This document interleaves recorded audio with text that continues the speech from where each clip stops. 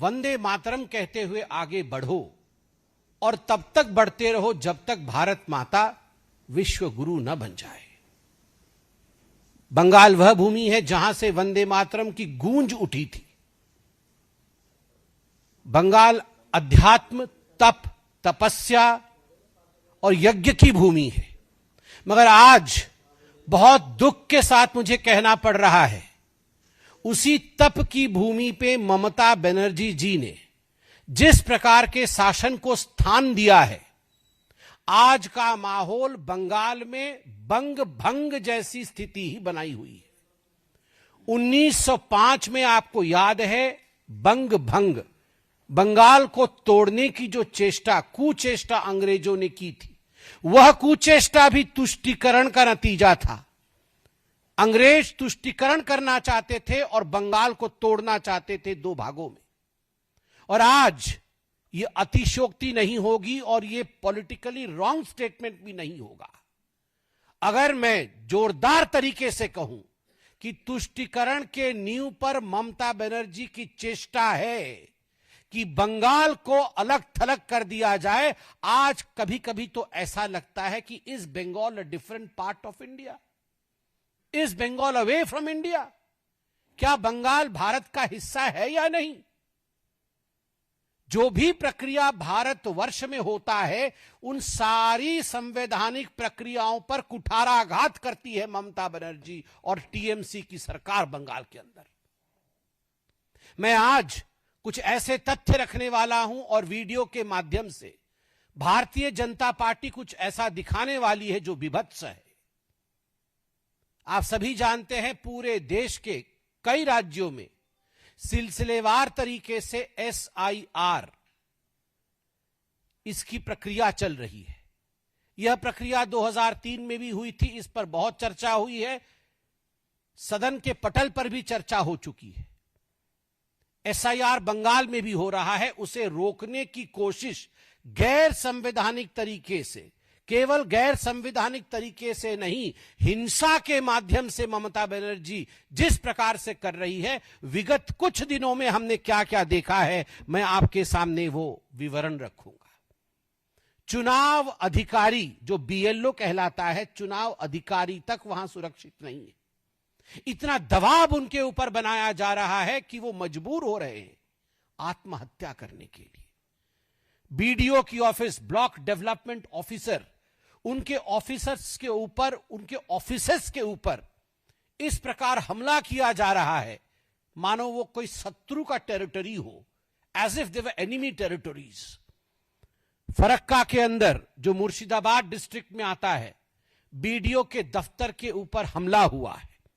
और जब हमला हो रहा था, उस समय TMC के विधायक MLA मुनीरुल इस्लाम वहां मौजूद थे। मुनीरुल इस्लाम के मौजूदगी में फरक्का में BDO के ऑफिस पर हमला हुआ। मुनीरुल इस्लाम ने खुलेआम कहा कि यहां राम से पेपर मांगा नहीं जाता, रहीम का पेपर चेक किया जाता है। ममता बनर्जी जी को मैं कहना चाहता हूं, ये राम और रहीम की कहानी नहीं, ये रोहिंग्यान की कहानी है। आप रोहिंग्यान को बचाना चाहते हैं, बांग्लादेशियों को बचाना चाहते हैं। आप बांग्लादेशी घुसपैठी और रोहिंग्याओं की संख्या के आधार पर जीतने का प्रयास कर रही है। मगर याद रखिए, ये चेतावनी है भारतवर्ष का। भारत को खंडित करके, बंगाल को खंडित करके आप कभी विजयी नहीं हो पाएंगी और भारत चुप नहीं बैठेगा। और मैं बंगाल से भी कहना चाहता हूं, अगर चैन से सोना है तो जाग जाओ। चैन से सोना है तो हम सबको जागना होगा। अगर हिंदुस्तान को एक रखना होगा तो हमें एक होना होगा। एक हैं तो सेफ हैं। अगर एक हैं तब हम इस लड़ाई को लड़ पाएंगे। FIR हुआ BDO के ऑफिस के ऊपर हमले का, मगर MLA का नाम उस FIR में प्रस्तुत नहीं था। क्यों नहीं था ममता बनर्जी? किसको बचाना चाहती हैं आप? मुनीरुल इस्लाम ने कहा था, मैं कोई SIR को नहीं मानता हूं। आप कौन है नहीं मानने वाले? ये भारत का संविधान है। This is the constitutional authority of India which is conducting the SIR. You as an MLA cannot say that मैं SIR को नहीं मानता. SIR के खिलाफ आप आक्रमण करें और आपके खिलाफ FIR भी नहीं हो. केवल फरक्का नहीं, बुधवार के दिन चकुलिया का बीडीओ का ऑफिस जो कि उत्तर दिनाजपुर में आता है, और आप जानते हैं चाहे मुर्शिदाबाद जिला हो चाहे उत्तर दिनाजपुर जिला हो, वहां किस प्रकार से 2011 से 2019 के बीच जनसंख्या परिवर्तन हुआ है, किस प्रकार घुसपैठियों के कारण कहां 70% तो कहीं 50% से अधिक पॉपुलेशन, मुस्लिम पॉपुलेशन की वृद्धि हुई है. यह कोई ऑर्गेनिक वृद्धि नहीं है, यह वृद्धि घुसपैठियों के लिए हुई है. रोहिंग्यान और बांग्लादेशियों की घुसपैठिए से यह आर्टिफिशियल वृद्धि हुई है. उसी उत्तर दिनाजपुर के चकुलिया के बीडीओ के ऑफिस पे सुबह 9:30 बजे 300 लोगों का आक्रमण होता है. 20 लाख की प्रॉपर्टी जला दी जाती है, उसे ध्वस्त कर दिया जाता है. अभी मुर्शिदाबाद में वायलेंस चल रहा है. NH-12 को रोक दिया गया है. सारी रेल सर्विस ठप पड़ी हुई है. क्या भारत का हिस्सा नहीं है? क्या लोग NH-12 पे चल नहीं सकते? ट्रेन जलाई जा रही है तो ममता बनर्जी उसे जस्टिफाई कर रही है. वो कह रही है ये नाराजगी है माइनॉरिटीज की. अभिषेक बनर्जी से पूछा जाता है तो वो कहते हैं नाम कटेगा तो प्रोटेस्ट तो होगा ही. और इतना ही नहीं, आप सब हमारे बंधु हैं.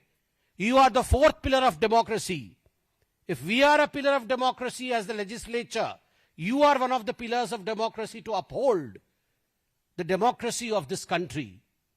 आपके एक साथी सोमा मैती जो कवर करने गई थी इस हिंसा को, उनके ऊपर जिस प्रकार से हमला किया गया है नृशंसता के साथ, with the brutality that she has been attacked, she is hospitalized. 24 घंटा उनका लोकल न्यूज है, उसकी पत्रकार है सोमा मैती. मैं भर्त्सना करता हूं भारतीय जनता पार्टी की तरफ से, किसी पत्रकार के ऊपर अगर इस प्रकार का हमला होता है तो कोई चुप नहीं बैठना चाहिए. मैं आज सभी न्यूज चैनल से कहता हूं, in solidarity we should stand with Soma. She may belong to any news channel, but if a reporter is attacked, today it is she, tomorrow it may be we. इसलिए एक साथ एकजुट होकर अपने फेटर्निटी के साथ खड़े होने का समय मीडिया के लिए भी आ गया है. 150 जादवपुर विधानसभा एक महत्वपूर्ण विधानसभा है. संख्या उसकी 150 है.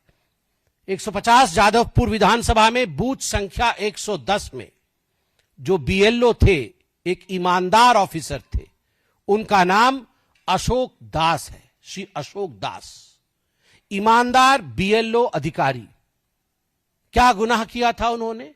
गुनाह इतना किया था, संविधान के प्रावधानों के अनुसार जो काम उन्हें भारत सरकार ने सौंपा, जो काम उन्हें बतौर बीएलओ के सौंपा गया, निष्ठता से, कर्मठता से उस काम को वो पूर्ण कर रहे थे, संपूर्ण कर रहे थे.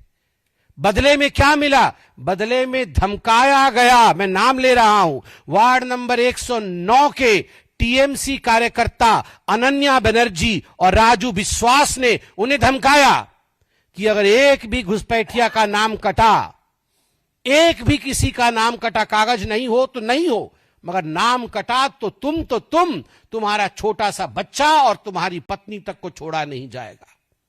जब बार बार धमकियां मिली तो इस व्यक्ति ने, यह है अशोक दास, इस व्यक्ति ने आत्महत्या कर ली.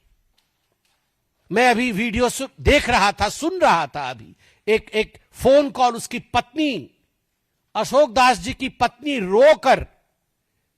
रोकर किसी को कह रही है कि पंखे पे लटक कर मेरे पति की मृत्यु हो गई, उन्होंने सुसाइड कर लिया है, अब मैं क्या करूं.